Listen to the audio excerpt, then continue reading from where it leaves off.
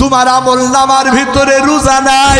একটু চিন্তা করে দেখুন, আরে ভাই, ওই সাপের নিঃশ্বাস যদি এত বিষাক্ত হয়, আল্লাহর বান্দা, ওই সাপের বিষটা তাহলে কত মারাত্মক হবে। ওরে বন্ধু, হাদিসে পাকের মধ্যে আসছে, ওই সাপ যখন ওই নাফরমান বেনামাজিকে একবার দংশন করবে, 70 গজ মাটির নিচে ঢুকে যাবে, আবার সেখান থেকে তোলা হবে, আবার দংশন করবে, আবার মাটির নিচে ঢুকে যাবে। ওরে বন্ধু, ওই সাপটা এত ভয়ঙ্কর হবে, ওই সাপের চোখ দিয়ে আগুন বের হওয়ার মতো তার চোখ এইরকম জ্বলছে থাকবে, ওই চোখগুলো আগুনের মতো জ্বলজ্বল করতে থাকবে। আমার ভাই, ওই সাপের নখগুলো হবে তামার। একটা বার যদি আঁচড় মেরে ফেলে, আল্লাহর বান্দা গোটা দেহটা একেবারে ক্ষত বিক্ষত হয়ে যাবে। ওরে বন্ধু, এই আযাবওয়ালা সাপ যখন ওই বেনামাজি নাফরমানের সামনে দাঁড়ায়া যাবে, ডাক দিয়া বলবে, ও নাফরমান, আমার আল্লাহ দুনিয়াতে তোর সকল প্রয়োজন পূরণ করার জন্য কত নিয়ামত দান করেছে। আরে ভাই, ওই সাপ ওই আল্লাহর বান্দাকে ডাক দেয়া বলবে, ও বান্দা, তোমার দুনিয়াতে যত প্রয়োজন ছিল, এই সমস্ত প্রয়োজনগুলো পূরণ করার আয়োজন যিনি করেছেন তিনি হলেন আল্লাহ। ওরে বান্দা, আমার আল্লাহ বিশাল আসমান বানাইছে, জমিন বানাইছে, রাত বানাইছে, দিন বানাইছে, আমার আল্লাহ চন্দ্র বানাইছে, সূর্য বানাইছে। এই বান্দা, এই সব কিছু তোমার উপকারের জন্য। আমার যে আল্লাহ তোমাকে এত নিয়ামত দান করেছে, এরপরেও তুমি আমার আল্লাহ দেওয়া নিয়ামত পাইয়া বান্দা দুনিয়ার জীবনে আল্লাহকে সিজদা দাও নাই। এই কারণে আল্লাহ পাক তোমারে আযাব দেওয়ার জন্য আমারে পাঠাইছে। আমার প্রাণের ভাইয়েরা, হাদিসে পাকের মধ্যে আসছে, রে ভাই, ওই সাপ এমন ভাবে দংশন করতে আরম্ভ করবে, যোহরের নামাজ না পড়ার কারণে আসরের নামাজ পর্যন্ত দংশন করবে, আসরের নামাজ না পড়ার কারণে মাগরিব পর্যন্ত, মাগরিবের নামাজ না পড়ার কারণে ঈশার নামাজ পর্যন্ত, আর ঈশার নামাজ না পড়ার কারণে ফজর পর্যন্ত, আর ফজর নামাজ না পড়ার কারণে যোহর পর্যন্ত। ওরে বন্ধু, এই রকম ভাবে কবরের ভিতরে ওই সাপ দংশন করতে থাকবে। আমার প্রাণীর ভাইরা, আমার বন্ধুরা, একটু চিন্তা করে দেখুন, আরে ভাই, ওই আযাব তুমি বরদাস্ত করার ক্ষমতা তোমার আসেনি। আমার বন্ধুরা, একদিন, 2 দিন, 1 বছর, 2 বছরের জন্য নয়, বরং কিয়ামত পর্যন্ত কবরের ভিতরে এই আযাব অব্যাহত থাকবে। আমার বন্ধুরা, এরপরে জাহান্নামের হিসাব, ওই জাহান্নামের আযাব কত ভয়াবহ হবে। হাদিসে পাকের মধ্যে আসছে, জাহান্নামের ভিতরে সব থেকে বড় আযাব হবে আগুন। ওরে বন্ধু, ওই আগুন হলো দুনিয়ার আগুন থেকে 70 গুণ বেশি তাপওয়ালা হবে। আমার বন্ধুরা, অথচ দুনিয়ার এই সামান্য আগুনের ভিতরে আমি আর আপনি 2টা সেকেন্ডের জন্য আঙ্গুলটা ধরে রাখতে পারি না। আরে ভাই, এবার চিন্তা করে দেখো রে ভাই, একটা গুনার কারণে কোটি কোটি 70 বছর জাহান্নামের আগুনে জ্বলা লাগবে। আল্লাহর বান্দা, তুমি তোমার মনকে প্রশ্ন করো, এই আযাব তুমি বরদাস্ত করতে পারবে কিনা? ওরে বন্ধু, এই দুনিয়াতে যেই মানুষটা আগুনে জ্বলে পড়ে মারা গেছে, ওই মানুষের লাশ দুনিয়ার মানুষ দেখতে চায় না। বলো কেন যাও না দেখতে? বলে ভাই, আগুনে জ্বলে পুড়ে ছারখার হয়ে গেছে, এই লাশ দেখতে বড় ভয় লাগে, এই লাশ বড় বিভৎস লাশ, এই লাশ দুনিয়ার মানুষ দেখতে পায় না, ভয় পায়। ওরে বন্ধু, এবার বলো তো দেখি, তুমি তাহলে জাহান্নামের আগুনে কেমন করে জ্বলবা? এই দুনিয়ার আগুনের বৈশিষ্ট্য হলো, এই দুনিয়ার আগুন সর্বপ্রথম মানুষের চামড়ার ভিতরে ধরে, এরপরে মানুষের গোশতের ভিতরে যায়, এরপরে দুনিয়ার আগুন হাড্ডির ভিতরে যায় লাগে। আমার প্রাণের ভাইয়েরা, ওই যে জাহান্নামের আগুন, ওই আগুনের বৈশিষ্ট্য হবে, আল্লাহর বান্দা সর্বপ্রথম যাইয়া মানুষের কলিজার ভিতরে কামড় দিয়ে ধরবে রে ভাই।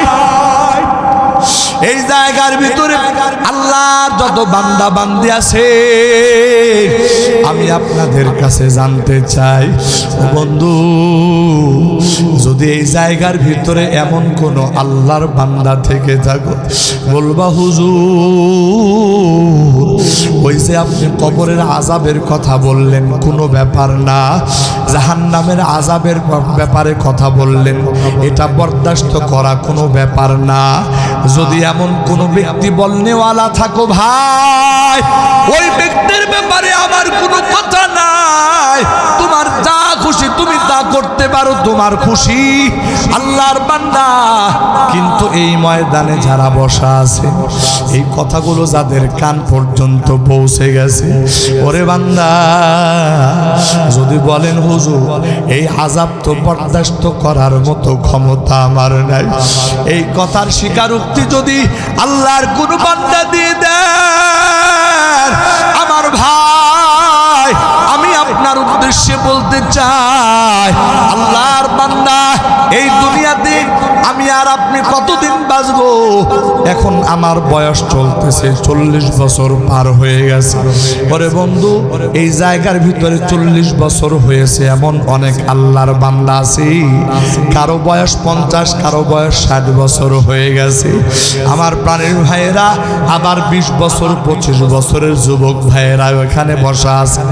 আমার বন্ধুরা, একটাবার পিছনের দিকে ফিরে যাও রে ভাই, একটু তাকায় দেখো, আল্লাহর বান্দা, তুমি যে পিছন দিকে তাকাইবা, তোমার জীবনটা তুমি কোন কাজে ব্যয় করেছো?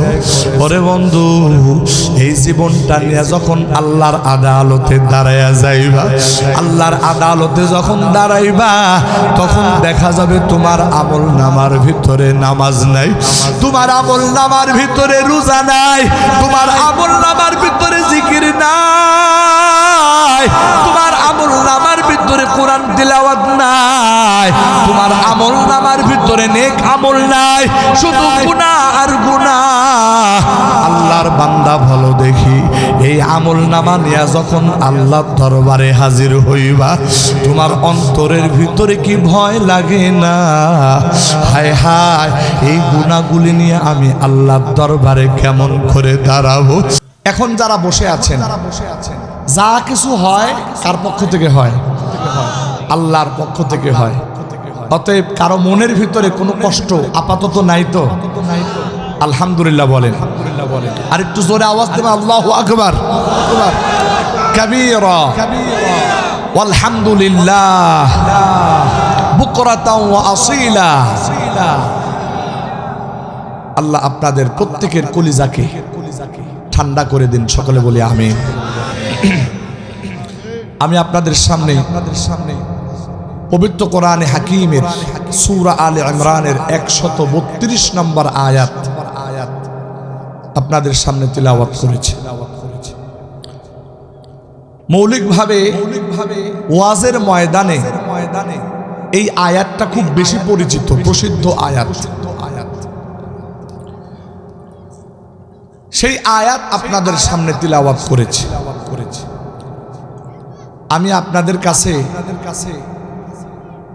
বিষয়টা এভাবে বলতে চাই যে আপনারা আমাকে গ্রহণ করছেন কিনা, আমার কথা মনোযোগ দিয়ে শুনতেছেন কিনা, এটা পরীক্ষা করার জন্য আমি আবারও জানতে চাই।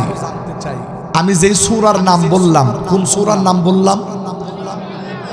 মাশাআল্লাহ, আয়াত নাম্বার কত যেন বললাম? 32 না 102। সবাই বলেন কত নাম্বার আয়াত? 102 নাম্বার আয়াত। এবং ওয়াজের ময়দানে এই আয়াতটা যথেষ্ট পরিচিত এবং প্রসিদ্ধ। তার মানে এই আয়াতের উপরে উলামায়ে কেরাম প্রচুর পরিমাণে মানুষকে ওয়াজ এবং নসিহত করে থাকেন। এমনই একটা আয়াত আপনাদের সামনে তিলাওয়াত করেছি এবং রাসূল পাক সাল্লাল্লাহু আলাইহি ওয়াসাল্লামের অগণিত অসংখ্য হাদিসের বাণী সমূহের মধ্য থেকে একটা ছোট্ট হাদিসের বাণী আপনাদের সামনে পেশ করেছি। উক্ত আয়াত ও হাদিসের আলোকে সংক্ষিপ্ত কিছু আলোচনা আপনাদের সামনে পেশ করতে চাই। আপনাদের কাছে দোয়া চাই। এই আলোচনা করার জন্য যেমন সুস্থতা দরকার, যেমন ইলম দরকার এবং যেমন কণ্ঠ দরকার, আল্লাহ তাআলা যেন আমাকে দান করেন। সকলে বলেন আমিন।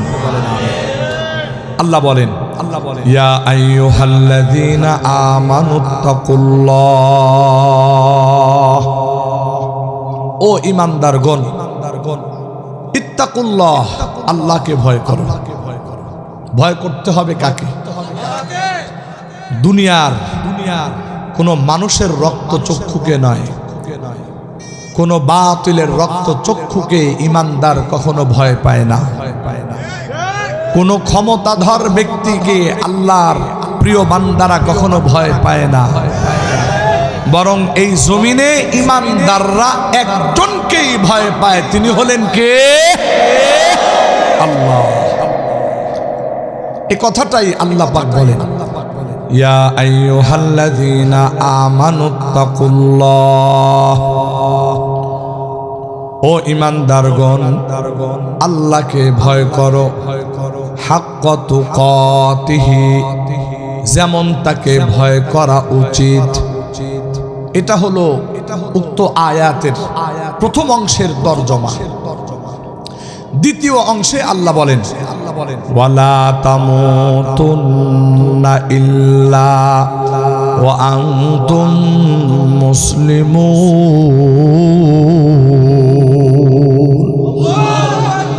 আমার আল্লাহ বলেন, খবরদার খবরদার, তোমরা কিন্তু খাঁটি মুসলমান না হয়ে মৃত্যুবরণ করো না। এটা হলো আয়াতে কারিমার দ্বিতীয় অংশের তরজমা। আল্লাহ পাক বলেন, ওয়ালা তামুতুন্না, তোমরা মৃত্যুবরণ করো না, ইল্লা, হ্যাঁ, মৃত্যুবরণ না করে তো উপায় নাই। মৃত্যু তো অবশ্যই হতে হবে, তবে কিভাবে? ওয়া আনতুম মুসলিমুন, অবশ্যই তোমরা খাঁটি মুসলমান হয়ে মৃত্যুবরণ করবা। এখানে আমরা যত মানুষ আছি বেশিরভাগই কারো নাম আব্দুর রহিম, কারো নাম আব্দুল করিম, কারো নাম আব্দুস সামাদ, কারো নাম মোহাম্মদ ফয়সাল, মোহাম্মদ সোহেল। এইরকম ভাবে যত মানুষ এখানে বসা আছি, স্টেজে হোক আর প্যান্ডেলে হোক, সকলের নাম হলো, শুনলেই বোঝা যাবে যে তারা সবাই মুসলমান। ও ভাই, নামকাও আসতে এই মুসলমান হওয়া তো সহজ, কিন্তু আল্লাহ সুবহানাহু ওয়া তাআলা পবিত্র কোরআনে হাকিমের সূরা আলে ইমরানের 102 নম্বর আয়াতে যেই রকম খাঁটি মুসলমান হওয়ার কথা বলেছেন, এই রকম খাঁটি মুসলমান আমরা হতে পেরেছি কিনা, এটা একটা জরিপের দরকার আছে না নাই? আল্লাহ বলেন, ওয়ালা তামুতুন্না ইল্লা ওয়া আনতুম মুসলিমুন। আমার আল্লাহ বলেন, খবরদার খবরদার, খাঁটি মুসলমান না হয়ে কিন্তু মৃত্যুবরণ করো না। ওরে বন্ধু, আমি আর আপনি কতটুকুন খাঁটি মুসলমান, এই বিষয়টা একটু জরিপ করা দরকার। আমার বন্ধুরা, ইসলাম ধর্মে আমরা যারা কালেমা পড়েছি, ওরে বন্ধু, যারা ঈমানদার, ঈমান এনেছি যেই কালেমার উপরে, ঈমান এনেছি আল্লাহর উপরে, ঈমান এনেছি আমাদের নবীর উপরে, ঈমান এনেছি আল্লাহর কিতাবের উপরে। কথা বলেন ঠিক কিনা? বন্ধুরা আমার, একজন মুমিন ঈমানদার সে একজন খাঁটি মুসলমান হওয়ার জন্য সর্বপ্রথম কালেমা যেগুলো আছে, এই কালেমাগুলো সঠিকভাবে জানা থাকার কথা। ওরে বন্ধু, ইসলামের মৌলিক যে ঈমান, এই ঈমান হলো 4টা কালেমার ভিতরে। 1 নাম্বার কালেমা কালেমায়ে তৈয়বা, 2 নাম্বার কালেমা কালেমায়ে শাহাদাত, 3 নাম্বার ঈমানে মুজমাল, 4র্থ নাম্বার ঈমানে মুফাসসাল। আমার বন্ধুরা, আমাদের যে মৌলিক বিশ্বাসগুলো আছে, এই বিশ্বাসগুলো এই 4 কালেমার ভিতরে আছে। কিন্তু ও মুমিন ঈমানদার, আমি জানতে চাই এই 4 কালেমা কয়জন মুসলমানের জানা? হয়তোবা বেশি থেকে বেশি কালেমায়ে তৈয়বা মুসলমান অনেকের জানা আছে। এরপরে কালেমায়ে শাহাদাত, এটাও কিছু কিছু মুসলমান জানে, হয়তোবা সবাই জানবে না। ওরে বন্ধু, এরপরে হলো ঈমানে মুজমাল, আমানতু বিল্লাহি কামা হুয়া বিআসমাইহি ওয়া সিফাতিহি ওয়া ক্বাবিলতু জামিআ আহকামিহি ওয়া আরকানিহি। এরপরে ঈমানে মুফাসসাল, আমানতু বিল্লাহি ওয়া মালাইকাতিহি ওয়া কুতুবিহি ওয়া রুসুলিহি ওয়াল ইয়াউমিল আখির ওয়াল কদরি খায়রিহি ওয়া শাররিহি মিনাল্লাহি তাআলা ওয়াল বা'সি বা'দাল মাউত।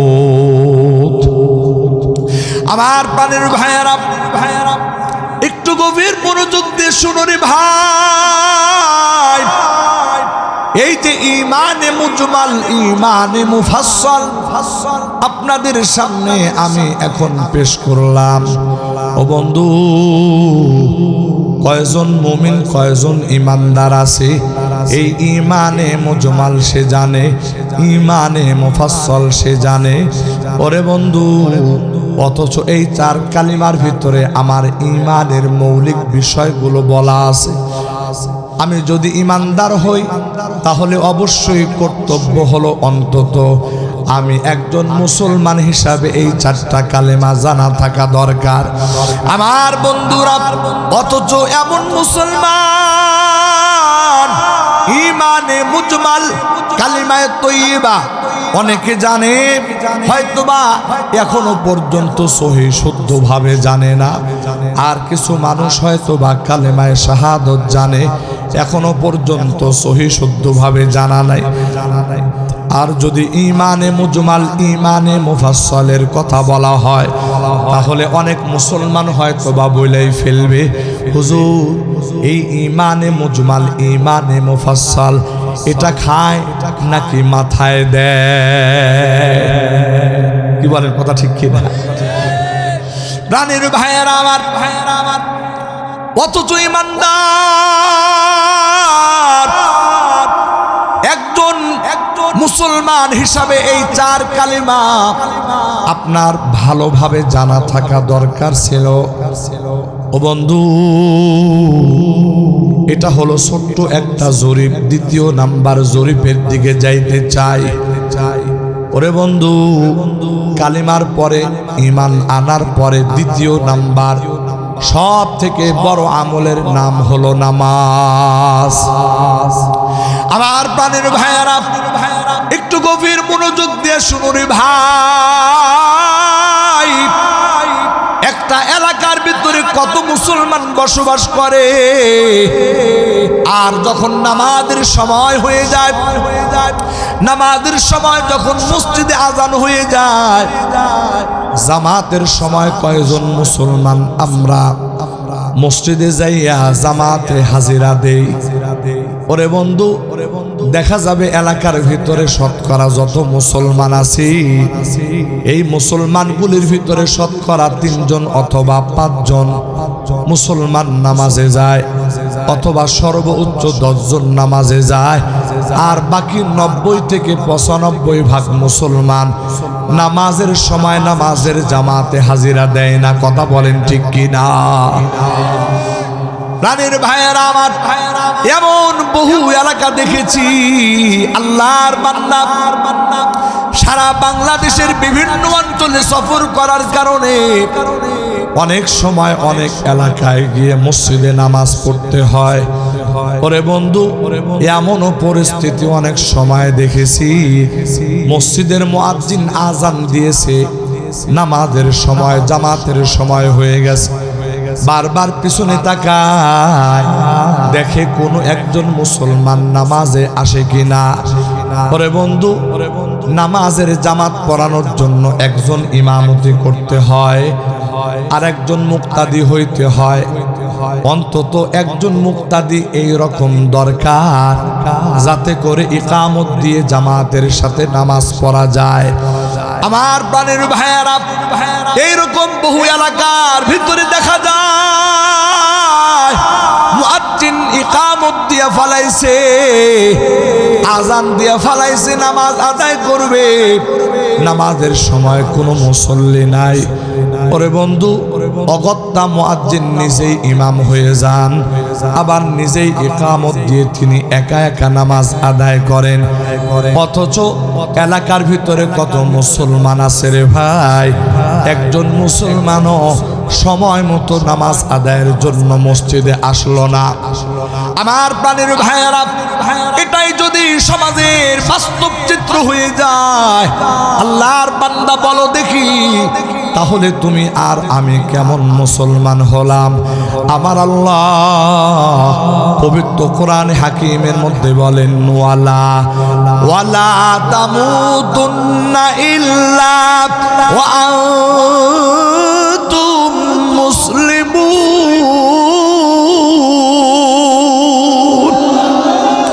আমার আল্লাহ বলে, খবরদার খাঁটি মুসলমান না হয়ে কিন্তু মৃত্যুবরণ করো না। ওরে বন্ধু, যে মুসলমান নামাজের সময় আজান হয়, আজান হওয়ার পরেও নামাজের জামাতে শামিল হয় না, আর যেটাই বলেন না কেন, ওই মুসলমান যে খাঁটি মুসলমান না, এটার ভিতরে আর কোনো সন্দেহ থাকতে পারে না। প্রাণের ভাইয়েরা আমার, শুধু এতটুকু নয়, বান্দা সমাজে এমন বাস্তব চিত্র বহু আছে, নিজের মা মারা গেছে, বাবা মারা গেছে, নিজের মা বাবার জানাজা পড়ার জন্য সন্তান হাজির। ওরে বন্ধু, জানাজার নামাজ কেমন করে পড়বে সন্তান জানে না। প্রথম তাকবীরে কোন দোয়া বলতে হবে জানে না, দ্বিতীয় তাকবীরে কোন দোয়া পড়তে হবে জানে না, তৃতীয় তাকবীরে কোন দোয়া পড়তে হবে জানে না। আল্লাহর বান্দা, তুমি গেছো তোমার মা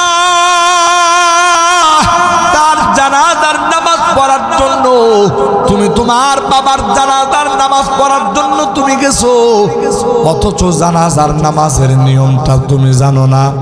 ওরে বন্ধু, অনেকে এমন আছে জানাজার নামাজ পড়তে যায় ঈদের নামাজ পড়ে ফেলে, আছে না নাই?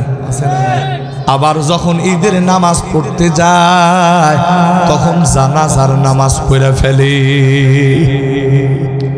আমার প্রাণের ভাইয়ারা,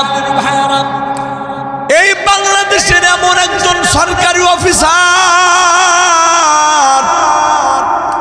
যদি নাম বলা যায় অনেকে চিনে ফেলবেন, নাম বলা যাবে না।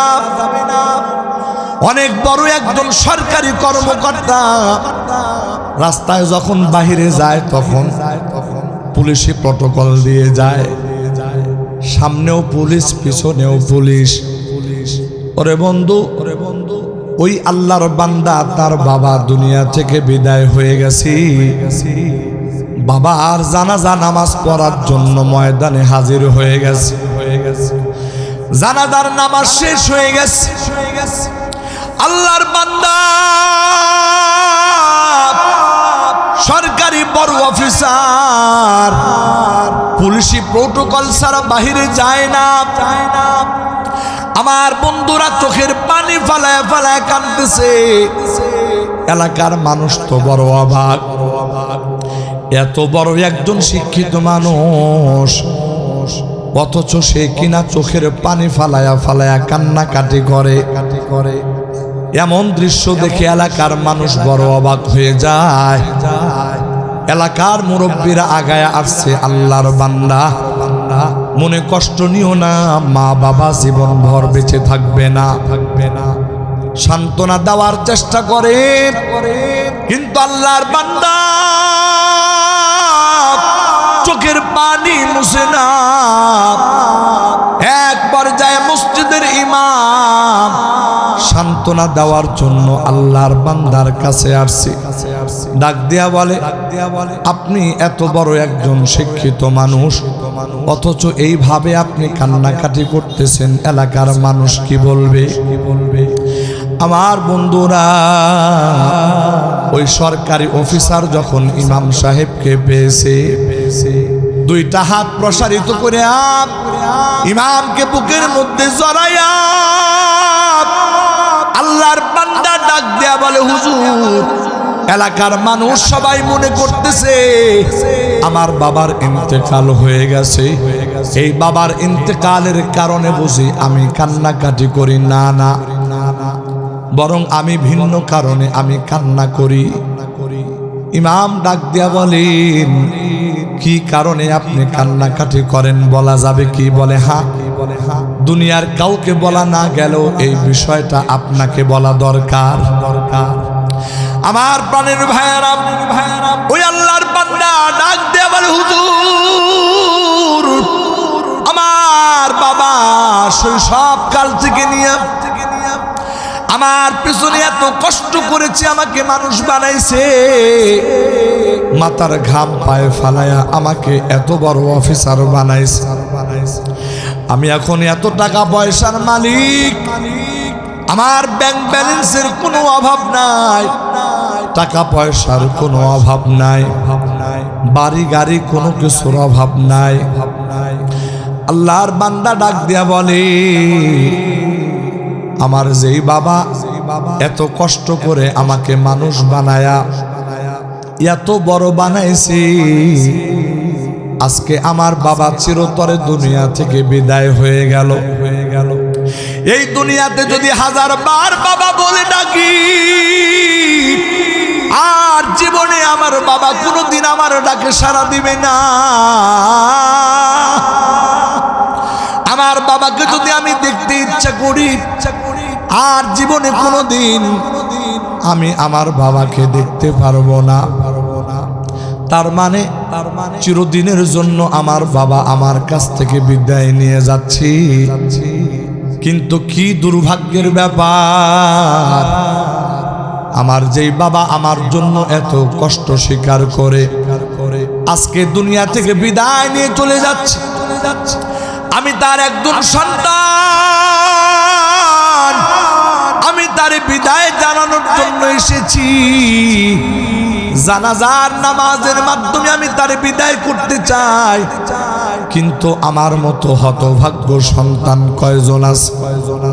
যখন জানাজার নামাজ শুরু করে দিয়েছেন, আমি যখন জানাজার নামাজ শুরু করেছি, প্রথম তাকবীর যখন বলেছেন, উচ্চারণ করেছেন, আমি ডানে বামে আওয়াজ পাইলাম তারা কি যেন দোয়া পড়তেছে, ওই দোয়া তো আমি জানি না। দ্বিতীয় তাকবীর বলার পর ডানে বামে আল্লাহর বান্দারা কি জন্য দোয়া পড়তেছে আমি জানি না। তৃতীয় তাকবীর বলার পর আল্লাহর বান্দারা কি দোয়া পড়ে আমি শুনতে পাই, কিন্তু আমি কোনো দোয়া পড়তে জানি না।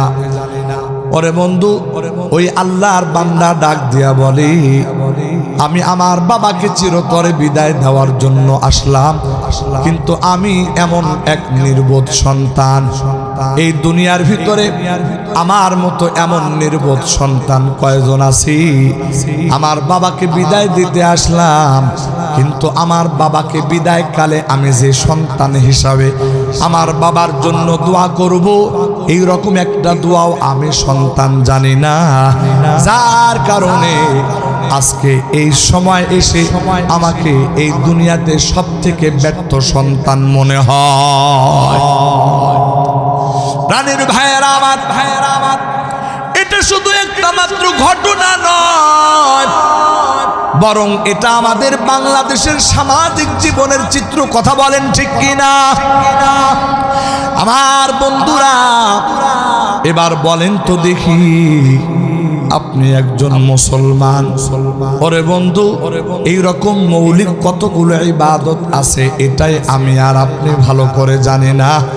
আল্লাহর বান্দা, তাহলে আমি আর আপনি খাঁটি মুসলমান যে হলাম, আমাদের কাজের মাধ্যমে কিন্তু এটা প্রমাণ হয় না। শুধু তাই নয়, আরে ভাই, এমন বহু মুসলমান আছে যারা আজও পর্যন্ত সঠিকভাবে ওযু করতে জানে না, আজও পর্যন্ত সঠিকভাবে ফরজ গোসল পর্যন্ত করার নিয়ম জানে না।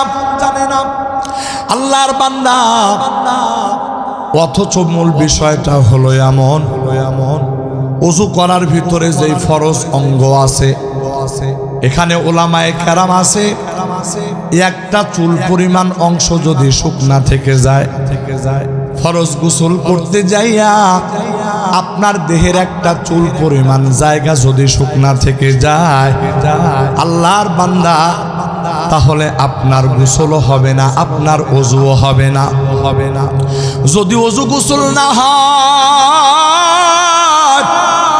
ও আল্লাহর বান্দা, বলেন তো দেখি, ওই ওযু দিয়া ওই গোসল দিয়া যদি নামাজ আদায় করে, নামাজ হবে না? কথা বলেন, নামাজ হবে? শুধু তাই নয়, সিজদা দিতে দিতে যদি কপালের ভিতরে দাগ ফালাইয়া দেয়, এরপরেও আমার আল্লাহর দরবারে ওই ব্যক্তির সিজদা কবুল হবে না। প্রাণের ভাইয়েরা আমার, এর মানে কি দাঁড়ালো? এ দুনিয়ার ইমানদার, ভালো করে জেনে নাও, এই যে ধর্মীয় বিষয়ে আমার তোমার চরম উদাসীনতা, অথচ সেই একই মানুষ দুনিয়াবি যত কাজ কারবার আছে, প্রতিটা কাজের ক্ষেত্রে সে এত দক্ষ, এই দুনিয়াতে কোনো মানুষ তারে পরাজিত করতে পারে না। একজন ব্যবসায়ী ব্যবসা করবে, ব্যবসার ভিতরে যাইয়া সে এত দক্ষ, কেউ তারে ঠকাইতে পারে না। একজন কর্মজীবী মানুষ, তার কাজের ভিতরে এত দক্ষ, অন্য কেউ তাকে পরামর্শ দিতে পারে না। একজন কৃষিজীবী মানুষ, তার কৃষি কাজের ভিতরে আল্লাহর বান্দা এত দক্ষ, কেউ তার জ্ঞান দিতে পারে না।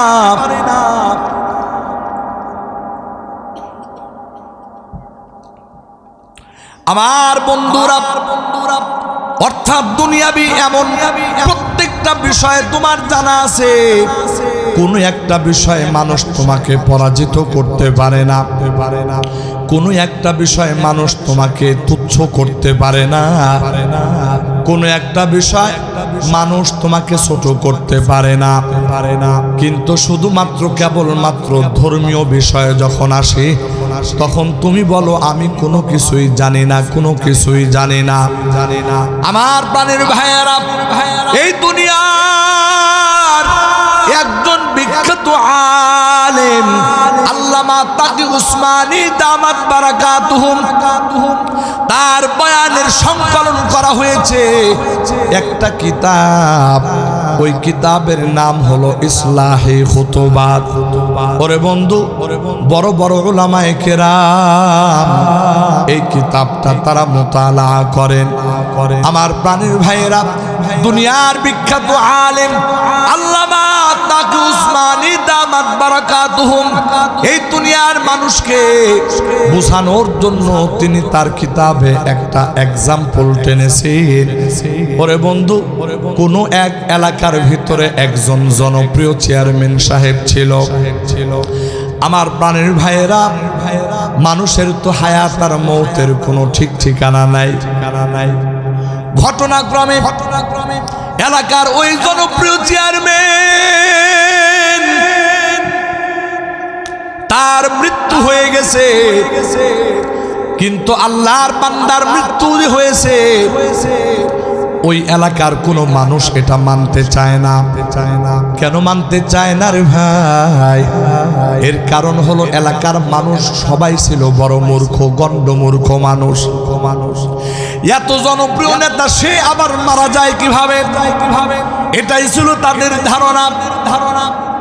আমার বন্ধুরা, কেউ কাউকে মানাইতে পারে না। এবার সিদ্ধান্ত হলো, ঠিক আছে, শহরের ভিতরে যাইতে হবে, বড় একজন পাশ করা ডাক্তার আনতে হবে। ওই ডাক্তার যা বলবে সেটা আমরা মেনে নেব। ওরে বন্ধু, এই সিদ্ধান্ত মতে বড় বাজারে যায় বড় একজন MBBS পাশ করা ডাক্তার নিয়ে আসছে।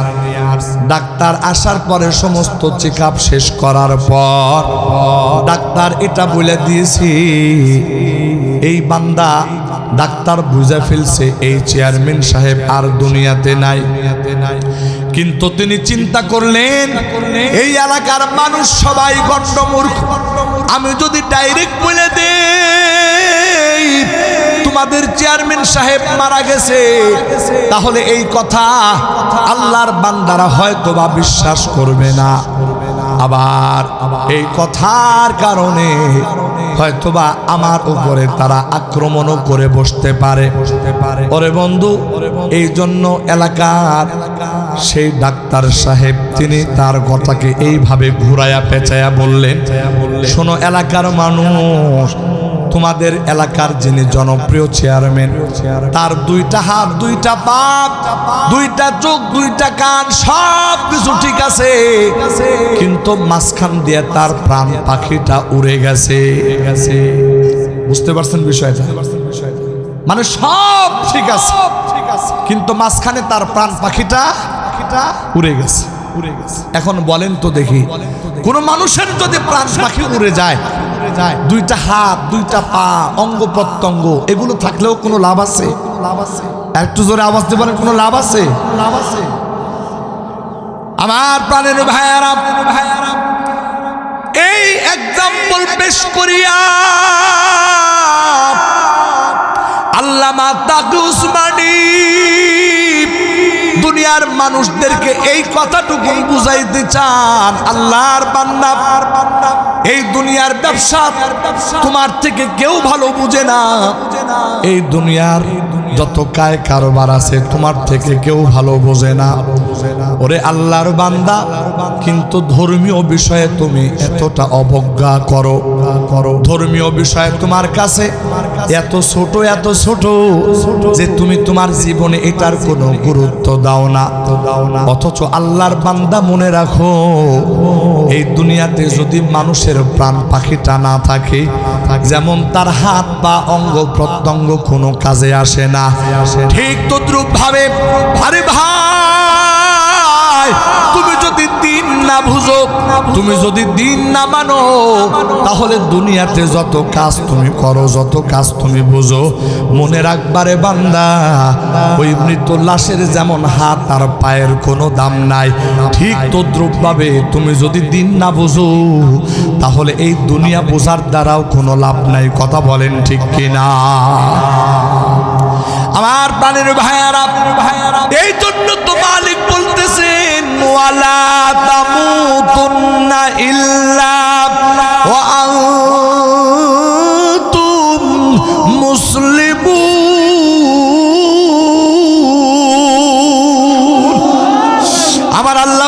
বলছে খবরদার খবরদার, খাঁটি মুসলমান না হয়ে কিন্তু মৃত্যুবরণ করো না। ওরে বন্ধু, আমার আল্লাহ এত শক্তভাবে এই কথাটা কেন বললেন? আমার বন্ধুরা, কোরআনে হাকিমের মধ্যে, হাদিসে পাকের মধ্যে আমরা কবর জগতের আযাবের ব্যাপারে বহু কথা আমরা শুনেছি। আমার প্রাণের ভাইয়েরা, জাহান্নামের আযাব, এই ব্যাপারে বহু কথা আমরা শুনেছি। আল্লাহর বান্দা, এটার মূল অনুধাবন আমাদের ভিতরে আসে না, কিন্তু আমার আল্লাহ তো ভালো করে জানেন সেই কবরের আযাবটা কত ভয়ঙ্কর। ওরে বন্ধু, হাদিসে পাকের মধ্যে আসছে একজন নাফরমান যখন তাকে কবরে শোয়ানো হবে, নাফরমান ব্যক্তি কবরে যাওয়ার পর, আরে ভাই, ওই ব্যক্তির জন্য যখন আযাবের ফয়সালা হয়ে যাবে, ওই কবর দুই দিক থেকে তারে এমন ভাবে চাপ দিয়ে ধরবে, এই যে বুকের হাড্ডিগুলো আছে, এই বুকের হাড্ডি একদিকের হাড্ডি আর এক দিকের হাড্ডির ভিতরে ঢুকে যাবে। ওই নাফরমান বান্দা গগন বিদারী এত জোরে চিৎকার শুরু করে দিবি, ও ইমানদার, দুনিয়ার কোন মানুষ যদি ওই চিৎকারের আওয়াজ শুনতে পাইতো, আমার প্রাণের ভাইয়ারা, আল্লাহর কসম করে বলি রে ভাই, ওই বান্দা জীবনে আর কোনোদিন তার স্ত্রীকে চিনতে পারতো না, জীবনে আর কোনোদিন ওই বান্দা তার সন্তানকে চিনতে পারতো না। ওরে বন্ধু, দুনিয়ার কোনো আত্মীয় স্বজনকে চিনতে পারতো না, বরঞ্চ পাগল পারা হয়ে রাস্তায় রাস্তায় ঘুরে বেড়াইতো। আমার প্রাণের ভাইরা, আমার বন্ধুরা, এই জন্য আমার আল্লাহ দুনিয়ার এই নিজাম ঠিক রাখার জন্য ওই নাফরমান ব্যক্তির চিৎকারের আওয়াজকে তিনি গোপন করে রাখছে। শুধু তাই নয় রে ভাই, হাদিসে পাকের মধ্যে আসছে নাফরমান বেনামাজি যখন কবরে যাবে রে ভাই, কবরে যাওয়ার পর আমার আল্লাহ এত বিশাল বড় সাপ তার জন্য পাঠায়া দিবে। আমার বন্ধুরা, ওই সাপ এত মারাত্মক, এত মারাত্মক, ওই সাপ যদি এই দুনিয়ার জমিনে একবার নিঃশ্বাস ছেড়ে দিত রে ভাই, আল্লাহর বান্দা গোটা দুনিয়ার সমস্ত গাছপালা তরুলতাগুলি জ্বলে পড়ে একেবারে ছারখার হয়ে যাইত। শুধু তাই নয়, এই জমিনটা তামা তামা হয়ে যাইত। কিয়ামত পর্যন্ত এই জমিনে আর কোনোদিন গাছপালা জন্ম নিত না। আমার প্রাণের ভাইয়েরা, একটু চিন্তা করে দেখুন, আরে ভাই, ওই সাপের নিঃশ্বাস যদি এত বিষাক্ত হয়, আল্লাহর বান্দা, ওই সাপের বিষটা তাহলে কত মারাত্মক হবে। ওরে বন্ধু, হাদিসে পাকের মধ্যে আসছে ওই সাপ যখন ওই নাফরমান বেনামাজিকে একবার দংশন করবে, 70 গজ মাটির নিচে ঢুকে যাবে, আবার সেখান থেকে তোলা হবে, আবার দংশন করবে, আবার মাটির নিচে ঢুকে যাবে। ওরে বন্ধু, ওই সাপটা এত ভয়ঙ্কর হবে, ওই সাপের চোখ দিয়ে আগুন বের হওয়ার মতো তার চোখ এইরকম জ্বলছে থাকবে, ওই চোখগুলো আগুনের মতো জল জল করতে থাকবে। আমার ভাই, ওই সাপের নখগুলো হবে তামার, একটা বার যদি আঁচড় মেরে ফেলে, আল্লাহর বান্দা গোটা দেহটা একেবারে ক্ষত বিক্ষত হয়ে যাবে। ওরে বন্ধু, এই আযাবওয়ালা সাপ যখন ওই বেনামাজি নাফরমানের সামনে দাঁড়ায়া যাবে, ডাক দিয়া বলবে, ও নাফরমান, আমার আল্লাহ দুনিয়াতে তোর সকল প্রয়োজন পূরণ করার জন্য কত নিয়ামত দান করেছে। আরে ভাই, ওই সাপ ওই আল্লাহর বান্দাকে ডাক দেয়া বলবে, ও বান্দা, তোমার দুনিয়াতে যত প্রয়োজন ছিল এই সমস্ত প্রয়োজনগুলো পূরণ করার আয়োজন যিনি করেছেন তিনি হলেন আল্লাহ। ওরে বান্দা, আমার আল্লাহ বিশাল আসমান বানাইছে, জমিন বানাইছে, রাত বানাইছে, দিন বানাইছে, আমার আল্লাহ চন্দ্র বানাইছে, সূর্য বানাইছে। এই বান্দা, এই সব কিছু তোমার উপকারের জন্য। আমার যেই আল্লাহ তোমাকে এত নিয়ামত দান করেছে, এরপরেও তুমি আমার আল্লাহর দেওয়া নিয়ামত পাইয়া বান্দা দুনিয়ার জীবনে আল্লাহকে সিজদা দাও নাই। এই কারণে আল্লাহ পাক তোমারে আযাব দেওয়ার জন্য আমারে পাঠাইছে। আমার প্রাণের ভাইয়েরা, হাদিসে পাকের মধ্যে আসছে রে ভাই, ওই সাপ এমন ভাবে দংশন করতে আরম্ভ করবে, যোহরের নামাজ না পড়ার কারণে আসরের নামাজ পর্যন্ত দংশন করবে, আসরের নামাজ না পড়ার কারণে মাগরিব পর্যন্ত, মাগরিবের নামাজ না পড়ার কারণে ঈশার নামাজ পর্যন্ত, আর ঈশার নামাজ না পড়ার কারণে ফজর পর্যন্ত, আর ফজর নামাজ না পড়ার কারণে যোহর পর্যন্ত। ওরে বন্ধু, এই রকম ভাবে কবরের ভিতরে ওই সাপ দংশন করতে থাকবে। আমার প্রাণীর ভাইরা, আমার বন্ধুরা, একটু চিন্তা করে দেখো না রে ভাই, ওই আযাব তুমি বরদাস্ত করার ক্ষমতা তোমার আসেনি। আমার বন্ধুরা, একদিন, 2 দিন, 1 বছর, 2 বছরের জন্য নয়, বরং কিয়ামত পর্যন্ত কবরের ভিতরে এই আযাব অব্যাহত থাকবে। আমার বন্ধুরা, এরপরে জাহান্নামের হিসাব। ওই জাহান্নামের আযাব কত ভয়াবহ হবে। হাদিসে পাকের মধ্যে আসছে, জাহান্নামের ভিতরে সব থেকে বড় আযাব হবে আগুন। ওরে বন্ধু, ওই আগুন হলো দুনিয়ার আগুন থেকে 70 গুণ বেশি তাপওয়ালা হবে। আমার বন্ধুরা, অথচ দুনিয়ার এই সামান্য আগুনের ভিতরে আমি আর আপনি 2টা সেকেন্ডের জন্য আঙ্গুলটা ধরে রাখতে পারি না। আরে ভাই, এবার চিন্তা করে দেখো রে ভাই, একটা গুনার কারণে কোটি কোটি বছর জাহান্নামের আগুনে জ্বলা লাগবে।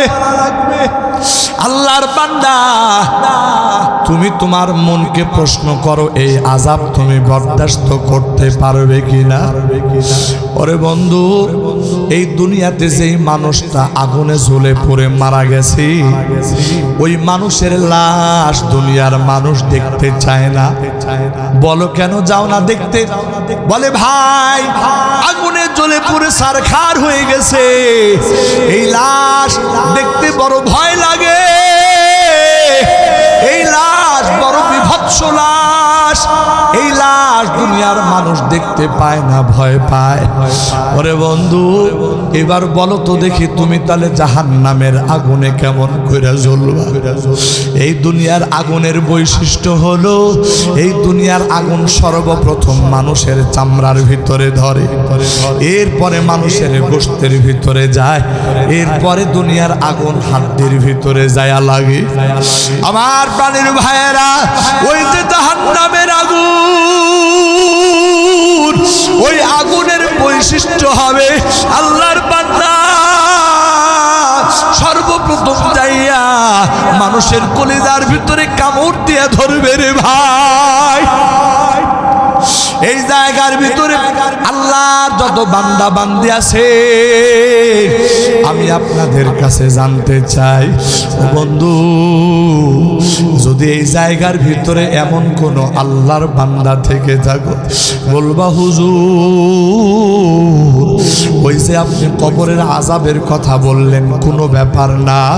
জাহান্নামের আযাবের ব্যাপারে কথা বললেন, এটা বরদাস্ত করা কোনো ব্যাপার না। যদি এমন কোনো ব্যক্তি বলনেওয়ালা থাকো ভাই, ওই ব্যক্তির ব্যাপারে আমার কোনো কথা নাই। তোমার যা খুশি তুমি তা করতে পারো, তোমার খুশি।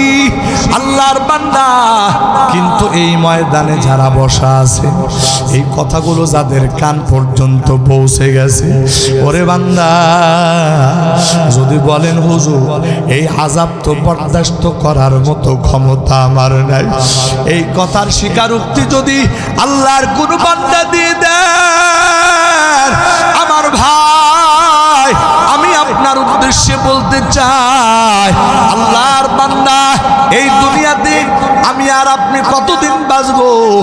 এখন আমার বয়স চলতেছে 40 বছর পার হয়ে গেছে। ওরে বন্ধু, এই জায়গার ভিতরে 40 বছর হয়েছে এমন অনেক আল্লাহর বান্দা আছে, কারো বয়স 50, কারো বয়স 60 বছর হয়ে গেছে। আমার প্রাণের ভাইয়েরা, আবার 20 বছর 25 বছরের যুবক ভাইয়েরা ওখানে বসা আছে। আমার বন্ধুরা, একটাবার পিছনের দিকে ফিরে যাও রে ভাই, একটু তাকায় দেখো। আল্লাহর বান্দা, তুমি যে পিছন দিকে তাকাইবা, তোমার জীবনটা তুমি কোন কাজে ব্যয় করেছো?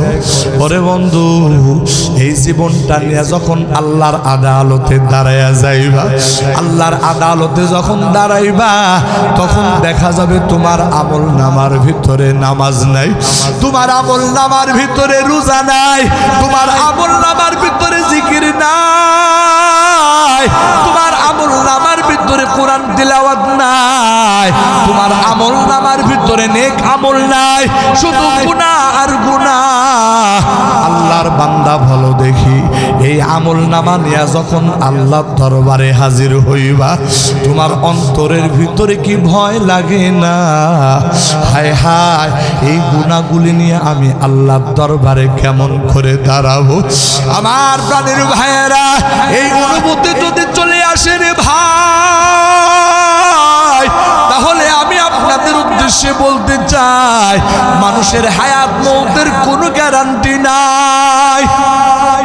এই দুনিয়াতে মানুষের জন্ম হওয়া, এটা যেমন সিরিয়াল বাই সিরিয়াল দুনিয়াতে মানুষ আসে, ওরে বন্ধু, কিন্তু দুনিয়া থেকে মানুষের বিদায় হওয়ার ব্যাপারে কোনো সিরিয়াল নাই ভাইরা। এই জন্য তো দেখা যায় বাবার সামনে নওজোয়ান সন্তানটা দুনিয়া থেকে বিদায় হয়ে গেছে, আবার দুনিয়াতে দাদা বেঁচে আছে, দাদার সামনে নাতি দুনিয়া থেকে বিদায় হয়ে গেছে, দুনিয়াতে বড় ভাই বেঁচে আছে রে ভাই, বড় ভাইয়ের সামনে ছোট ভাই দুনিয়া থেকে বিদায় হয়ে গেছে। কি বলেন, এমন ঘটনা আছে না নাই? আরেকটু জোরে বলেন, আছে না নাই? আমার প্রাণের ভাইয়েরা, আমার বন্ধুরা, শুধু তাই নয়, আল্লাহর বান্দা, এই যে আমরা প্রতি মুহূর্তে মুহূর্তে আমাদের চোখের পাতা বন্ধ করে আবার খুলি, আমার প্রাণের ভাইয়েরা, একজন ঈমানদার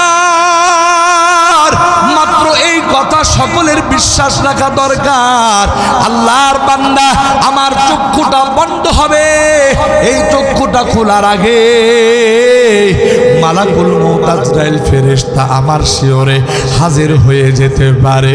ওরে বন্ধু, এই বিষয়টাই যদি আমাদের বাস্তব মনে হয়, এটাই যদি বাস্তবতা হয়, ও আল্লাহর বান্দা, তাহলে আমিও জানি না এই দুনিয়াতে আমি কয়টা ঘন্টা আছি, এই দুনিয়াতে তুমি কয়টা ঘন্টা আছো। এমনও তো হইতে পারে রে ভাই, এই মাহফিল শোনার পর আমার জীবনে আর কোনো মাহফিল যাওয়ার সুযোগ হয়তো বা নাও হইতে পারে, সৌভাগ্য নাও হইতে পারে। এই যে কিছুদিন আগে আল্লাহর একজন বান্দা, একজন নওজোয়ান বক্তা স্টেজে উঠেছে রে ভাই, নাম ঘোষণা হয়ে গেছে বয়ান করার জন্য। আল্লাহর বান্দা স্টেজে উঠিয়া যখন বয়ান শুরু করে দিয়েছে, মাত্র খুতবাটা পড়তেছে, আরে ভাই, খুতবা চলাকালীন সময় আল্লাহর বান্দা হঠাৎ করে স্ট্রোক করে ফালায়। স্ট্রোক করিয়া এই যে সামনে টেবিল রাখা, টেবিলের উপরে মাথাটা পড়ে যায়। ওরে বন্ধু, এই আল্লাহর বান্দাকে নিয়ে হাসপাতালে ভর্তি করা হয়। হাসপাতালে ভর্তি করার পর ডাক্তার জানায়া দেয় এই বান্দা দুনিয়াতে নাই। আমার প্রাণের ভাইয়েরা, ওরে বন্ধু, বড় ভয় লাগে, বড় ভয় লাগে। আমি একজন বক্তা হইয়া আপনাদের মাঝে উপস্থিত হয়েছি। ওই আল্লাহর বান্দা সেও তো বক্তা হইয়া বক্তব্য দেওয়ার জন্য এই রকম ময়দানে উপস্থিত হয়েছে, কিন্তু আল্লাহর বান্দা বক্তব্য আর শেষ করতে পারে নাই, বরং তার আগেই সে আল্লাহর মেহমান হয়ে গেছে। একটু আওয়াজ দেয়া জোরে বলেন কথা ঠিক কিনা? আমার প্রাণের ভাইয়েরা, ঢাকার কেরানীগঞ্জে আমার একজন মুসল্লি আছে, আল্লাহর বান্দা ক্যান্সার রোগে আক্রান্ত হয়ে গেছে। আপনারা সবাই জানা আছে, ক্যান্সার রোগে আক্রান্ত মানুষরা যত সময় বিছানায় থাকে শুধু চিন্তা করে কোন সময় যেন সে মারা যাবে। ওরে বন্ধু, এই ক্যান্সারে আক্রান্ত আল্লাহর বান্দার কথাটা একটু শোনাতে চাই। আমি শুধু বাস্তবতা বোঝাতে চাই। এই যে আপনাদের মাঝে এসেছে, আর কোনোদিন আসবো কিনা জানি না। আমার প্রাণের ভাইয়েরা, হয়তো এটা শুনতে পারো রে ভাই, এই যে বৎসরে খাদেমুল ইসলাম নাটোরি আমাদের মাঝে এসে ওয়াজ করে গেছে। আগামী বছর আসার আগে হয়তো বা শুনতে পারে ওই বক্তা আর দুনিয়াতে নাই, আর দুনিয়াতে নাই। ওরে বন্ধু, এই জন্য মনের আবেগ নিয়ে কথাগুলো বলতে চাই। আমার মুসল্লি ক্যান্সার রোগে আক্রান্ত, আমার বন্ধুরা, তার একজন যুবক ছেলে, বয়স হলো 22-23 বছর। আল্লাহর বান্দার পাসপোর্ট তৈরি হয়ে গেছে। ওই পাসপোর্টের ভিতরে ইটালির ভিসা লেগে গেছে, ইউরোপের ভিসা লেগে গেছে রে ভাই। এমনকি বিমানের টিকিট পর্যন্ত ওকে হয়ে গেছে। 1 সপ্তাহ 10 দিন পরে সে ইটালি চলে যাবে।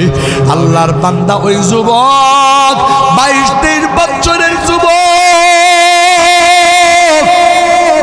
কিছু কেনাকাটা করার জন্য ঢাকার বুড়িগঙ্গা নদী পার হইয়া যুবক চলে গেছে ইসলামপুরে। কেনাকাটা শেষ করার পর যখন বুড়িগঙ্গা নদী পার হওয়ার জন্য নৌকায় চড়েছে, ওরে বন্ধু, দুর্ঘটনার শিকার হইয়া ওই নৌকাটা পানির ভিতরে ডুবে যায়। ওই যুবকটা নিখোঁজ হয়ে যায়। 1 দিন পার হয়ে গেছে, যুবকের খবর নাই। 2 দিন পার হয়ে গেছে, যুবকের খবর নাই। 3 দিনের দিন ওই যুবক যেই জায়গার ভিতরে নৌকা ডুবে গেছে, ওখান থেকে 1 কিলোমিটার দূরে নদীর কিনারে ওই যুবকের লাশটা ভেসে উঠেছে। ওরে বন্ধু, এবার ওই যুবকের জানাজা দেওয়ার জন্য গোসল হয়ে গেছে। ওই যুবকের জানাজা দেওয়ার জন্য যখন মাঠে নিয়ে আসে, আমি মসজিদের ইমাম, ওই যুবকের জানাজা দেওয়ার জন্য ইমামতি শুরু করব রে ভাই। এমন সময় ওই যুবকের বাবা, যে কিনা ক্যান্সার রোগে আক্রান্ত, আস্তে আস্তে হাঁটতে হাঁটতে সন্তানের লাশের পাশে আসছে। লাশের পরে আসার পর ডাক দিয়া বল, হুজুর, আমার সন্তানরে একটা বারের জন্য শেষবারের মতো দেখতে চাই। আমি তারে অনুমতি দিলাম। আল্লাহর বান্দার জন্য ওই সন্তানের চেহারা খুলে দেওয়া হলো রে ভাই। ওই আল্লাহর বান্দা তার চেহারা, সন্তানের চেহারার ভিতরে হাত দিয়া, সন্তানের চেহারার ভিতরে হাতটা লাগায়া, আরে ওই বাবা সন্তানের চেহারার দিকে তাকায়া আছে। চোখ দিয়া টপ টপ করে পানি পড়ে, আর আল্লাহরে ডাক দিয়া বলে, আল্লাহ, আমি একজন ক্যান্সারে আক্রান্ত রোগী, বিছানার ভিতরে শুয়ে বসে কাটাই, অপেক্ষায় আছি কোন সময় যেন মৃত্যুদূত আমার জানটা কবজ করে যায়। আল্লাহ, এটার জন্য তো আমি প্রস্তুত ছিলাম, কিন্তু আল্লাহ তোমার কুদরতটা কিছুই বুঝলাম না রে মালিক।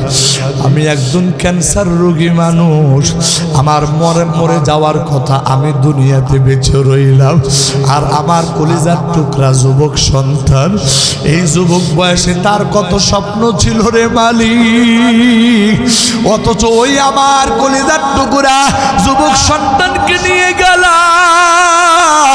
এই কথা বলিয়া আল্লাহর বান্দা চোখের পানি ফালায়া ফালায়া কান্নাকাটি করতে করতে অজ্ঞান হয়ে যায়।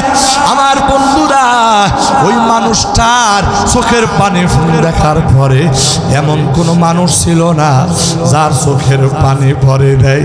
আমার প্রাণের ভাইরা, আমার বন্ধুরা, ওই বাবা তাকে সান্ত্বনা দেওয়ার মতো কারো ভাষা জানা নাই।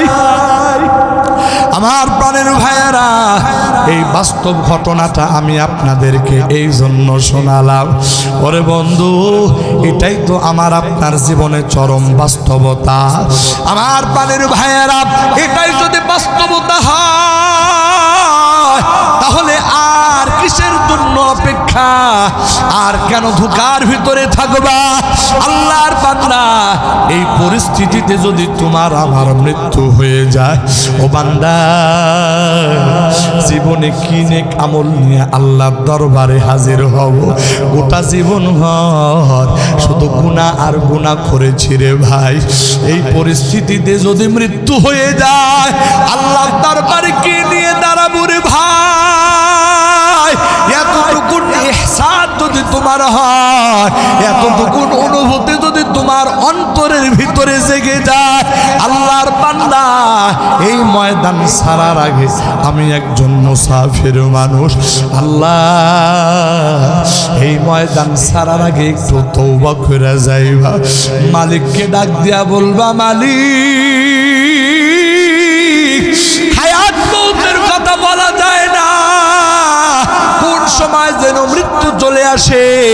আয় আল্লাহ, আপনার দরবারে ফরিয়াদ, জীবনে যত গুনাহ করেছি গো আল্লাহ, এত গুনাহ করেছি, এই গুনাহগুলি নিয়ে আপনার দরবারে কেমন করে হাজিরা দেব?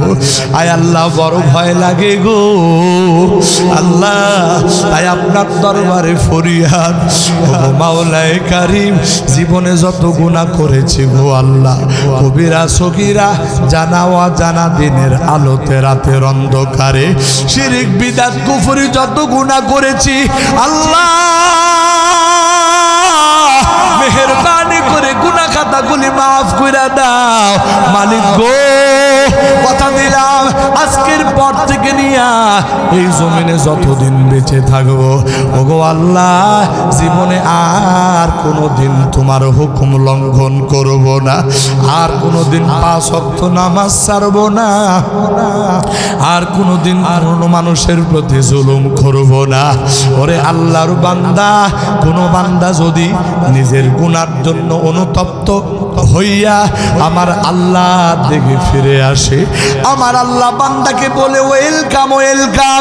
আমার আল্লাহ বলেন, ইয়া ইবাদি আল্লাযীনা আসরাফু আলা আনফুসিহিম লা তাকনাতু মির রাহমাতিল্লাহ, ইন্নাল্লাহা ইয়াগফিরুয যুনুবা জামিআ, ইন্নাহু হুয়াল গফুরুর রহিম। আমার আল্লাহ ডাক দিয়া বলে, এ বান্দা, তোমার গুনাহ সমুদ্রের ফেনা থেকেও বেশি হয়ে গেছে নাকি? বান্দারে, তোমার গুনাহ কি উহুদ পাহাড় থেকেও বেশি হয়ে গেছে নাকি? বান্দা, তোমার গুনাহ যত বেশি হোক না কেন, যত বড় হোক না কেন, বান্দা, আমি আল্লাহর রহমত থেকে তোমরা নিরাশ হইও না, বরঞ্চ আল্লাহ বলে, বান্দা, আমি আল্লাহর রহমতের দিকে ফিরে আসো, গুনার জন্য অনুতপ্ত হইয়া যাও। আমি আল্লাহ কথা দিলাম, যদি গুনার জন্য অনুতপ্ত হয়ে যাও, আমি আল্লাহ তোমার জিন্দেগীর তামাম গুনাহ খাতা মাফ করে দেব। একটু আওয়াজ দিয়া জোরে জোরে বলেন সুবহানাল্লাহ। আমার প্রাণীর ভাইরা, আমার বন্ধুরা, আমার আল্লাহর কত দয়া। হাদিসে কুদসির ভিতরে আসছে, আল্লাহর কোন বান্দা যদি তওবা করার জন্য আমার আল্লাহর দিকে এক হাত অগ্রসর হয়, এক বিঘত অগ্রসর হয়, আমার আল্লাহ ওই বান্দার দিকে এক হাত অগ্রসর হয়ে যান। যদি কোনো বান্দা আমার আল্লাহর দিকে এক হাত অগ্রসর হয়ে যায়, আমার আল্লাহ ওই বান্দার দিকে দুই হাত অগ্রসর হয়ে যায়। যদি কোনো বান্দা তওবা করার নিয়তে আমার আল্লাহর দিকে হেঁটে হেঁটে আগায়, আমার আল্লাহ ওই বান্দার জন্য রহমত নিয়া ওই বান্দার দিকে দৌড়ায় দৌড়ায় অগ্রসর হয়। আল্লাহু আকবার বলেন। আমার প্রাণের ভাইয়েরা, আমার বন্ধুরা, আমার বন্ধুরা, এই হাদিসে কুদসির মাধ্যমে জানা যায় আমার আল্লাহ বান্দার প্রতি কত মায়া আর কত দয়া। ওরে বন্ধু, হাদিসে পাকের মধ্যে একটা ছোট্ট ঘটনা আসছে। আল্লাহর একজন বান্দা বহু মানুষ হত্যা করার পর হঠাৎ করিয়া ওই বান্দার অন্তরের ভিতরে ধাক্কা লেগে গেছে। আল্লাহর বান্দা চিন্তায় পড়ে গেছে, টেনশনে পড়ে গেছে। দুনিয়ার সমস্ত মানুষগুলি মারা যাবে, মারা যাওয়ার পর ওই মানুষগুলি সবাই আল্লাহর আদালতে হাজিরা দিবে। আল্লাহর আদালতে আমাকেও হাজির হওয়া লাগবে। আল্লাহর বান্দা চিন্তায় পড়ে গেছে, এই দুনিয়াতে এত মানুষ হত্যা করার পর যদি আল্লাহর কাছে আমি দাঁড়াই, আমার আল্লাহ যদি বলে বান্দা এত বান্দারে তুই হত্যা করছস, আজকে একজনের জান তুই ফিরাইয়া দে, এই কথা যদি আমার আল্লাহ বলে, তাহলে আমার আল্লাহর দরবারে তো আমি ধরা খেয়ে যাব। আল্লাহর বান্দা পেরেশানির ভিতরে পড়ে গেছে, চিন্তায় পড়ে গেছে রে ভাই। আল্লাহর বান্দা খায় না, ঘুমায় না, কি করবে কিছুই বুঝে আসে না। হঠাৎ করে একদিন একজন আলেমের সঙ্গে সাক্ষাৎ হয়ে গেছে। ডাক দিয়া বলে, হুজুর আমি তো এত বড় অন্যায় কইরা ফেলাইছি, এত বড় গুনাহ কইরা ফেলাইছি, হুজুর গো আমার আল্লাহ কি আমারে ক্ষমা করবেনি, ক্ষমা করবেনি। এবার আলেম ডাক দিয়া বলে, ও মিয়া আসলেই তো তুমি বড় সাংঘাতিক গুনাহ করে ফেলাইছো, বড় মারাত্মক গুনাহ করে ফেলাইছো, বড় মুশকিল ব্যাপার, বড় মুশকিল ব্যাপার। ওরে বন্ধু, এই কথা বলিয়া আল্লাহর বান্দা বলে, শোনো শোনো তোমার জন্য একটা রাস্তা খোলা আছে। বলে কি রাস্তা, তাড়াতাড়ি বলে দেন। আল্লাহর বান্দা বলে, ভাই যেই এলাকার ভিতরে থাকিয়া তুমি এই রকম একের পরে এক গুনাহ করেছো, আজকে এখন এই এলাকা ছেড়ে তুমি চলে যাইবা, অমুক এলাকার ভিতরে যাইবা, যাইয়া দেখতে পারবা আল্লাহর কিছু বান্দা জমিনের ভিতরে আছে। ওই বান্দাগুলি সকাল সন্ধ্যা আল্লাহর ইবাদতের ভিতরে মশগুল আছে। ওই বান্দাগুলি সকাল সন্ধ্যা আল্লাহর জিকিরে মশগুল আছে। ওই বান্দাগুলি আমার আল্লাহর ইবাদত যেমন ভাবে করে,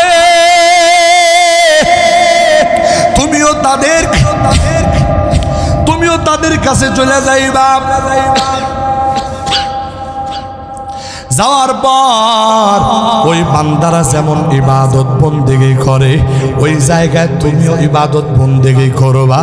আর এই যে তুমি অন্যায় করেছো, এই অন্যায়ের কথা গোপনে গোপনে আল্লাহরে জানাইবা। আল্লাহরে বলবা, আল্লাহ তুমি আমারে মাফ করে দাও, তুমি ছাড়া আমারে মাফ করার আর কেউ নাই। আমার প্রাণের ভাইয়েরা,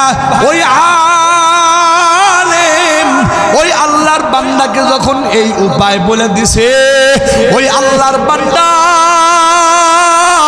অন্তরের ভিতরে চরম গেছে, আল্লাহর বান্দা ক্ষমা চায়, অবশ্যই আল্লাহর কাছে ক্ষমা পাইতে চায়। এই জন্য আল্লাহর বান্দা নিজের স্ত্রী সন্তান বাদ দিয়া, নিজের আত্মীয় স্বজন ফালায়া, নিজের মাতৃভূমি ফালায়া ওই নেক বান্দাদের এলাকার দিকে রওনা দিতে আরম্ভ করেছে। ওরে বন্ধু, আমার আল্লাহর কুদরতের খেলা বোঝা বড় দায়। ওই আল্লাহর বান্দা মাত্র কয়েক কদম পা যখন সামনে অগ্রসর হয়ে গেছে, এমন সময় মালাকুল মউত আজরাইল ফেরেশতা এসে তার জান কবজ করে ফালাইছে। আমার প্রাণের ভাইয়েরা, এমন সময় দুই দল ফেরেশতা আসছে। একদল ফেরেশতা হলো নেকির ফেরেশতা, আর একদল ফেরেশতা হলো বদির ফেরেশতা। আমার বন্ধুরা, ওই বান্দার রূহটা তো কবজ হয়ে গেছে, ওই কবজ করা রূহটা নিয়ে তারা টানাটানি শুরু করে দিয়েছে। আমার আল্লাহ ডাক দিয়া বলে, ও ফেরেশতারা, আমার বান্দার রূহ নিয়ে কেন তোমরা টানাটানি করো? এবার রহমতের ফেরেশতা ডাক দিয়া বলে, আল্লাহ, তোমার বান্দা তো তওবা করতে চায়, এই জন্য তার রূহটা আমি নিতে চাই। আর গজবের ফেরেশতা ডাক দেয়া বলে, আল্লাহ, তোমার বান্দা জীবনে এত মানুষ হত্যা করেছে, আল্লাহ, তোমার ওই বান্দার রূহটা এই জন্য আমি গজবের ফেরেশতা নিতে নেওয়ার জন্য এসেছি। আমার আল্লাহ বলে, ফেরেশতারা রে, তোমরা পরস্পরের ভিতরে ঝগড়ায় লিপ্ত হইও না, বরং আমি আল্লাহ তোমাদের জন্য সহজ সমাধান করে দেই। আমার বন্ধুরা, আমার আল্লাহ ঘোষণা দেয়, ফেরেশতারা, আমার বান্দা যেই জমিনের ভিতরে পড়ে আছে, এই জমিনটা মেপে দেখো না। আল্লাহু আকবার বলেন। এই জমিনটা তোমরা মেপে দেখো না। আমার বান্দা বেশ নেককার বান্দাদের এলাকার দিকে বেশি পরিমাণ জায়গা আগাইছে না কম পরিমাণ জায়গা আগাইছে? যদি বেশি পরিমাণ জায়গা আগায়, তাহলে তার রূহটা রহমতের ফেরেশতার হাতে যাবে। আর যদি কম পরিমাণ জায়গা আগায়, তাহলে তার রূহটা গজবের ফেরেশতার হাতে চলে যাবে। আমার প্রাণের ভাইয়েরা, আমার আল্লাহ এই ডিসিশন দুই ফেরেশতার মধ্যে দিয়ে দেয়। এবার দুইজন ফেরেশতা যখন জমিন মাপতে আরম্ভ করে, আমার আল্লাহ বান্দার দিকে তাকায় দেখে, ওই বান্দা নিজের গুনার জন্য এতটুকু অনুতপ্ত হয়ে গেছে, নিজের স্ত্রী সন্তান ফালায়া, নিজের মাতৃভূমি ছেড়ে দিয়া ওই বান্দা ওই নেক বান্দাদের এলাকার দিকে যাইতে আরম্ভ করেছে। যদিও বা মাত্র কয়েক কদম আগাইছে, কিন্তু আমার আল্লাহ ওই বান্দা যে দুইটা কদম সামনের দিকে আগাইছে, এই আগানোর কারণে আমার আল্লাহর রহমতের দরিয়ার ভিতরে ঢেউ শুরু হয়ে গেছে। আমার আল্লাহ সাথে সাথে জমিনকে ছোট বানায়া দিয়া ওই বান্দাকে নেক বান্দাদের এলাকার দিকে আগায়া দিয়া ওই বান্দার রূহটা আমার আল্লাহ রহমতের ফেরেশতার হাতে উঠায়া দিয়েছে। একটু আওয়াজ দিয়া জোরে জোরে বলেন সুবহানাল্লাহ। আমার প্রাণের ভাইয়েরা, একটু খেয়াল করে দেখুন, আরে ভাই, আমার আল্লাহর কত মায়া, আমার আল্লাহর কত দয়া। আমার আল্লাহ শুধুমাত্র বান্দাকে মাফ করে দেওয়ার জন্য বাহানা তালাশ করে, বাহানা খুঁজে রে বন্ধু। ওরে বন্ধু, এই জন্য এই ময়দানে আল্লাহর যত বান্দা বান্দি আছে, পর্দার অন্তরালে যত মা বোনেরা আসো, আমার যুবক ভাইয়েরা আসো, আমার বৃদ্ধ বয়সী বাবাজিরা, এই ময়দানে যারা আসো রে ভাই, আর জীবনে আমি আপনাদেরকে বুঝাতে পারবো কিনা জানি না, আর জীবনে কোনোদিন আপনাদের মাঝে আসবো কিনা জানি না। এটাই হয়তো আমার আপনার শেষ সাক্ষাৎ হয়ে যেতে পারে। ওরে বান্দা, আমি একজন মুসাফির অবস্থায় আপনাদের মাঝে এসেছি। আমার দিল বলে, আমার আল্লাহ আজকে অবশ্যই দোয়া কবুল করবে। আমার ডানে বামে আলিম উলামা, কোরআনের হাফেজ আছে, সাদা দাড়িওয়ালা মুরব্বীরা আছে রে ভাই, আমার আল্লাহ অবশ্যই দোয়া কবুল করবে। ওরে বন্ধু, যেহেতু এই ময়দানে আমার আল্লাহ হাজির হওয়ার তৌফিক দান করেছে, এই জন্য এই হাজিরাটা যেন কার্যকারিতা হয় আল্লাহর বান্দারা। তাই আসুন এই ময়দান ছাড়ার পূর্বে আমরা খালেস নিয়তে আমার মালিকের দরবারে একটু তওবা করতে চাই। তওবা করতে সবাই রাজি আছেননি? আমার প্রাণের ভাইয়েরা, যদি রাজি থাকো রে ভাই, দুইটা হাত আমার আল্লাহর আসমানের দিকে উঠায়া দাও, আল্লাহরে ডাক দেয়া বলো, মালিক জীবন ভর শুধু গুনার গুনাহ করেছি আল্লাহ, এমন গুনাহ করেছি ওই গুনার খবর যদি মা বাবা জানতো আল্লাহ গো, হয়তো বা তারা ঘরে আমাদেরকে জায়গা দিত না। আই মালিক এত গুনাহ করেছি রে আল্লাহ, ওই গুনাহগুলির দিকে তাকায়া বড় লজ্জা হয়। আয় আল্লাহ দয়া করে আমাদের গুনাহগুলির দিকে তুমি তাকায়ও না আল্লাহ, হয়তো বা তোমার গুসা চলে আসতে পারে ও মালিক। তাই তোমার দরবারে ফরিয়াদ, তোমার নাম রহমান রহিম, তোমার নাম গফফার সত্তার।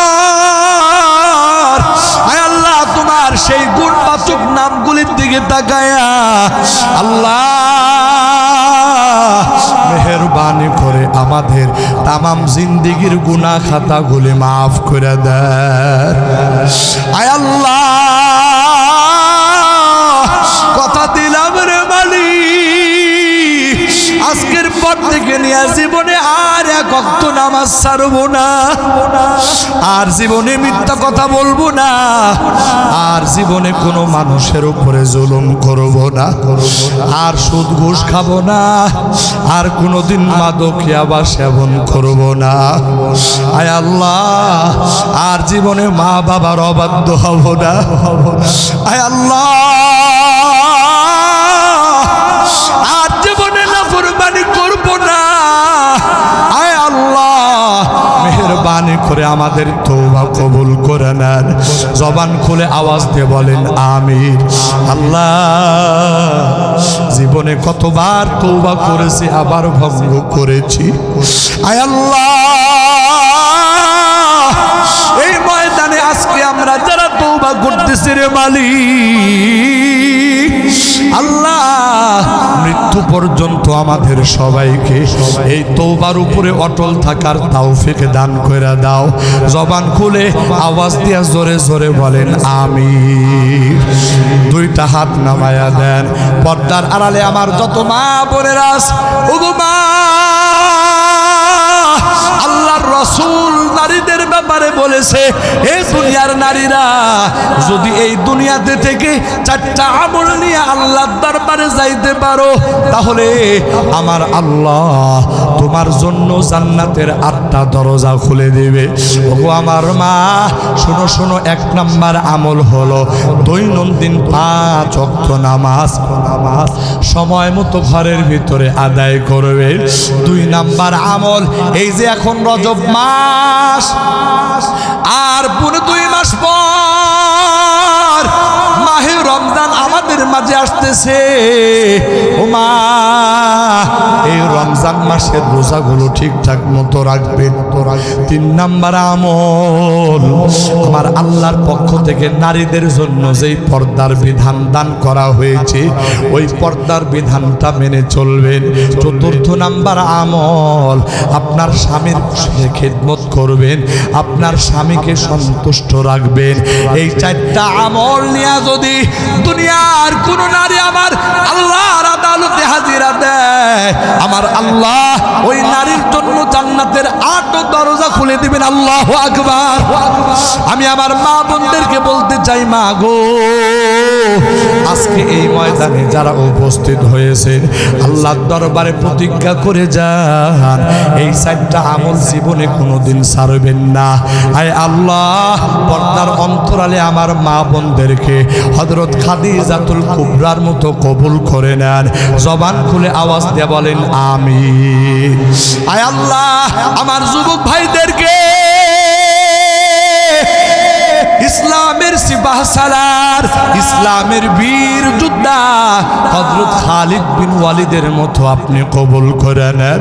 ওগো আল্লাহ, বয়োবৃদ্ধ আমার বাবাজিরা যারা এই ময়দানে এসেছে, আল্লাহর নবীর সাহাবী হযরতে আবু বকর সিদ্দিকের মতো তাদেরকে কবুল করে নেন।